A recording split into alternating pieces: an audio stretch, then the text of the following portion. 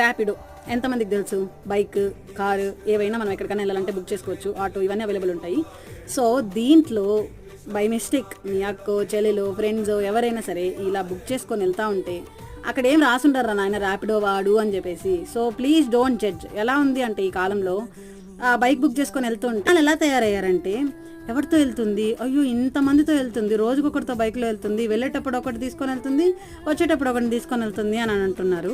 But అలా judge చేసే ముందు మీకు అంతగా మాత్రం కామన్ సెన్స్ ఉండదా? అంటే ఎలా కూర్చున్నారు, వాళ్ళు కూర్చున్న దాన్ని బట్టన్నా మీరు చెప్పలేరా?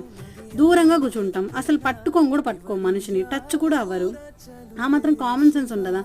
అది తెలుసుకునే అంత జ్ఞానం లేని మీకు జడ్జి చేసే అంత పవర్ ఎవరిచ్చారు? మీరెవరు అసలు? వెళ్ళే వాళ్ళకి వాళ్ళ సేఫ్టీ వాళ్ళకు ఉంటుంది, వాళ్ళ ఇంట్లో వాళ్ళు వాళ్ళని కేర్ చేసుకుంటారు. మీరు మీ పని మీరు చూసుకుంటే చాలా బాగుంటుంది.